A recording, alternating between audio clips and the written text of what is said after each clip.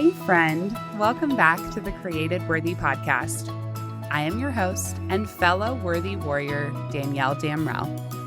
On this show, we are creating space for genuine connection by unifying women of all ages, backgrounds, and experiences. So grab your favorite drink and get ready to listen as we take a deep dive into our stories, making sure to honor and protect them in the process. We will also uncover the threads of creative processing that have already played a part in each of our lives. When we know how to utilize this as a skill, we can continue growing into the joy-filled, triumphant women we are created to be. You are created worthy. Hello! Welcome back to the Created Worthy podcast. Today, I am joined by Savannah Higgins, who has been a guest on here at least once before. I think we processed conviction and resistance before last season. Yes. And today, we are actually going to process, we're going to have a two-part episode where we're going to start with processing change, and then we're going to go into processing grief, because there's been some grief in Savannah's life recently, and I have been learning a lot about grief. So we're going to talk about some ways that we can process through both of those things. But we're going to start with change, but make sure to tune into next week's episode to come back and hear more of Savannah's story when we process grief. So, Savannah, thank you for being here today. No problem, friend. We are here on a Saturday afternoon. I am perfectly polished, makeup on, hair done. Yeah, fully ready to go. And if that wasn't a subtle cue for the fact that you should probably be watching these videos on YouTube, because even if you are listening to her on your podcast, and as great as it is to have that outlet when you're on the go or in the gym or in the car, you do miss some of the fun interactions that get posted on her YouTube channel. So, settle plug there, right? Thanks, Savannah. You've always got my back there. I'm like, we'll just let them not know. I'm painting the picture for them, okay? Yeah. Well, yeah. So the reality is, now they really do have to watch, though. Sorry, yeah. They have to, because now they're like, well, what does she really look like, and how down to earth and real and awesome is she? I mean, what is up with her incredible facial expressions? Like, I'm a gymnast of the face, no doubt. I'm pretty good with my eyebrows too. You do have some mobile eyebrows. Mobile? I've never said it like that. Okay, here's the thing. We are going to keep these episodes short. So we're going to have as close to 15 minutes as we can. And so, yeah, we want to honor your time. And we also really want to be intentional with this time. So, Savannah, let's start with talking about processing change. What change is going on in your life recently? I think this is a good time to give a little bit of an update. And then, yeah, let's talk about how we keep moving forward through transition periods in our life. Sure. I mean, honestly, like, change should be happening to everyone. And like, it just depends on how you are accepting that change. I mean, we are changing every day. We're aging every day. That's change. So as we change, our bodies change, our minds change, our hopes change, our goals change. Like, oh my gosh, the change is infinite, right? It never stops. It never stops. And I think for you and I, like, we both relate on that aspect of change. Is just like, man, I feel like my life, and I always reflect back to a high school teacher that referred to me and my emotions as a roller coaster. And I was like, yeah, basically. And so like, since that time, you know, it's just one of those things where you're like, you're right, it is a roller coaster, but like, do I submit to the roller coaster and just ride and enjoy it, or like, or pick out the things to enjoy it. Cause like honestly, and if we are comparing it to a roller coaster here, Yeah, let's go. I'm in my 30s and yeah, roller coasters aren't my favorite thing anymore, honestly. And I actually did not ride my first roller coaster until I was 15 years old. And I was clutching the arm of my youth pastor on one side, and I had one of my best friend's older brothers on the other side. It was And scary for you. oh my gosh. And Yeah. so, if anybody who has ever been to Universal Studios, it was actually Islands of Adventure. Anybody who's been to Islands of Adventure in Orlando would know that back in the day, there was one roller coaster and it's still there. It's just, I think, called something different, but it was the Dueling Dragons. I don't even know. I don't think they even run them at the same time anymore any longer, but they could. I don't know. And you, at one point, you go, both roller coasters are going up the hill at the same time, and then they release and they go their separate ways. And then at some point, you were coming back and your feet are coming together like this. That would freak me out. Right. And so, like, you pull your feet back because you're like, because you think you're going to kick the people on the other side. Yeah. Needless to say, we got off that ride, and my friend was like, I heard a girl screaming the entire time. Was that you? And I was like, you bet your butt it was. Like, I was terrified. But I rode all the roller coasters at that point because even in the discomfort, I still found joy in just the people that I surrounded myself with, and the joy that There it was came from joy in the just, process still. yeah, yeah. And so like roller coasters have never really been my favorite thing, but it's just how you submit to the ride is, what's going to help you determine the outcome of those decisions and Right. the Are you going to experience. enjoy it, or are you going to live in fear Yeah, the constantly? experience that you're going to have and come from it. So Right. back to change, that does kind of just really help you with a perspective on how are you looking at change, how are you accepting change, and are you submitting, to the change and like helping the process along? Like, are you being a productive player in your own life, or are you living in fear and holding, yourself back or putting your life on pause?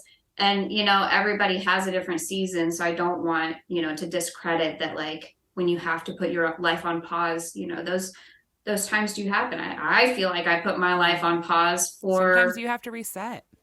yeah. And like, sometimes for some people, those periods of time are going to be longer. I feel like I put my life on pause for 10 years almost. Hmm. And during that 10 years, though, I still went to college. I was still a night student while I was a full-time mom. So I stayed at home. But like during that time, I was still going to school. I was going to classes in the evenings. I You was were taking doing something online. to make a change. Like you knew that you Yeah, didn't want yeah. to be Like there I still forever. had sorry, I have to clear my throat and take a sip of my delicious hot tea right here.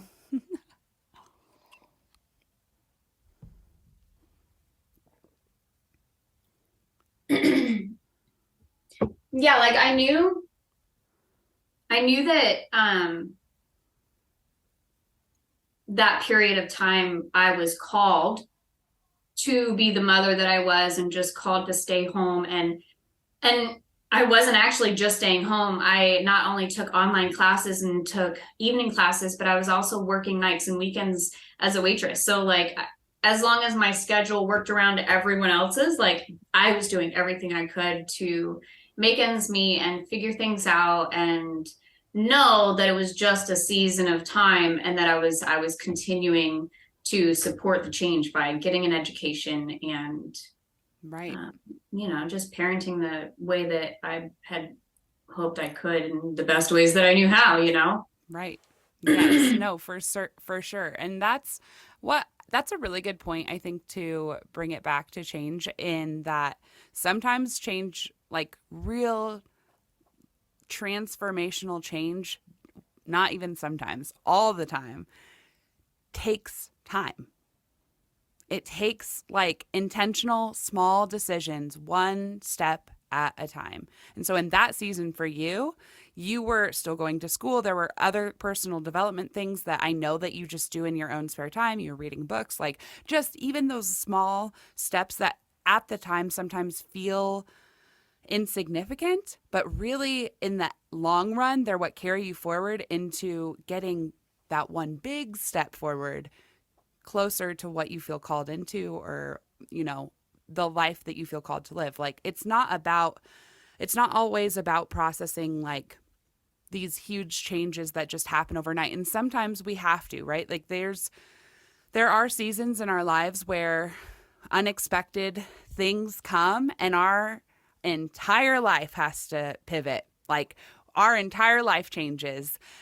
Somebody passes away, or you lose a job, or you get a new job, or whatever the case is. There are all kinds of examples of how we have to completely turn at times. And in those times, it can feel like the change is overwhelming because it feels like it's a lot all at once. But I think it's really important to process and remember that it was all those small things that equipped you to handle the big things that you're facing right now, you know? Yeah. And that carries us into like what is going on in our lives right now. Like there's been all kinds of big changes in the last few years, right? And unexpected huge things have happened that have been like, okay, I thought I was going this way, but really now I'm going this way, and now I'm going this way. What are the things that have helped you to navigate through, I don't know, job changes, career path differences? Like those are just a couple of the things that we have gone through both over just the last year, but also like co-parenting. There are things that come up in co-parenting that you don't expect. That's another area that Savannah and I both have in common. And there are so many just in the last year that have changed in different ways. So Savannah, tell me how you've been able to cope with change and process it so that you can still show up here and be like, I'm going to help people through my experience. So I mean, like I was saying earlier, that while I don't have a secret ingredient for the masses, and I wish that there was the perfect formula that I could give to everyone that's going to actually help and make a difference. Like it's kind of more of just a trial and error. Like life really is just a trial and error, honestly, and you get one chance to try and see what makes you happy in life and what brings you peace.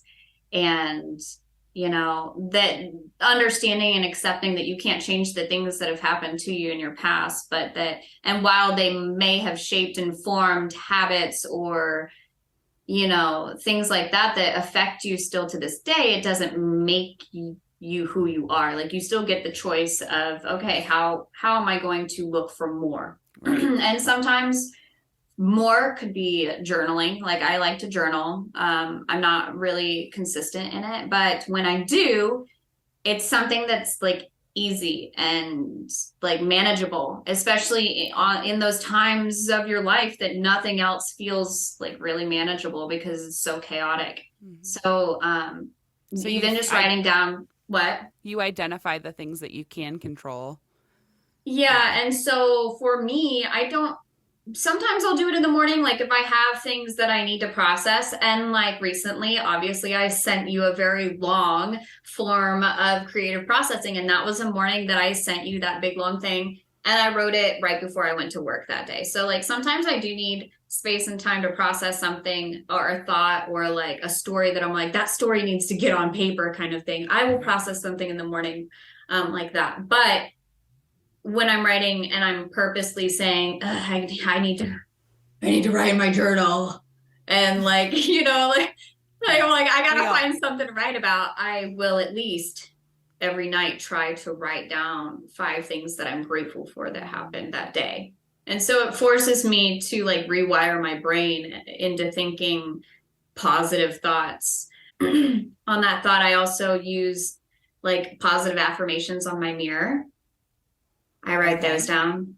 And then I've been going to Danielle's creative processing workshops, which has been amazing because the community is just such a blessing. And I don't know, everybody's just super real and we all just check in, and it's just a nice community to have where we have a safe space and we can explore different areas of how to creatively process things like change. Exactly. I Um, was just going to say our last workshop just last week was about uncertainty, and uncertainty and change really go hand in hand. I think that right.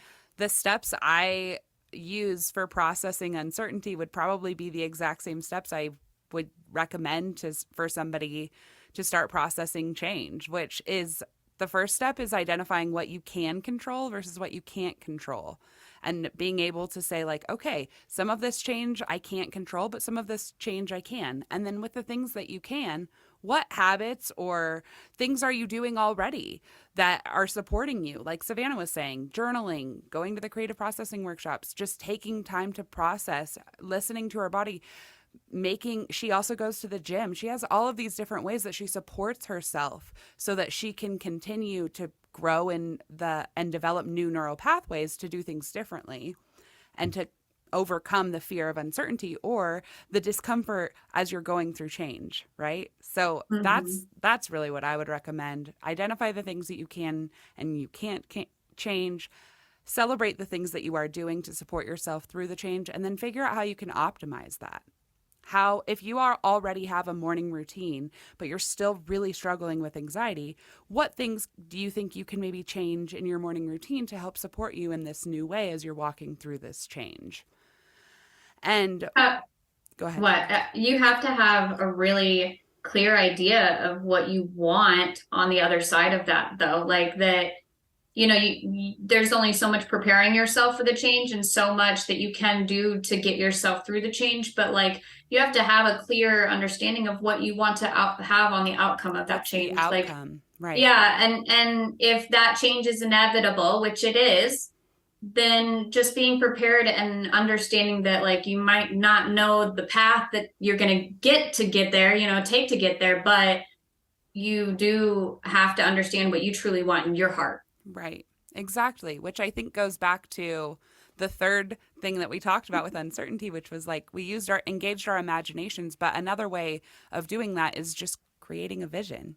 If it's not natural for you to have dreams and visions of what you want your life to look like, then that takes a little bit more effort than for somebody who's naturally a visionary. But you have to know, like Savannah was saying, you have to know that what you're going towards exists, and that starts by thinking about it, dreaming about it, sitting down and processing what you're going through so that you can figure out what that end result really is that you're going for and you're going towards. So I think that was a really good 15-ish minute discussion about processing change. Thank you, Savannah, so much. And stay tuned for next week's episode all about processing grief. Savannah's going to share a little bit more of her story of what she's gone through recently. She had a really powerful experience, actually being with somebody as they took their last breath. And she has a little bit of her own creative processing that she feels called to share. And you don't want to miss it. So thank you for listening, and we will see you next week. Bye. Bye, guys.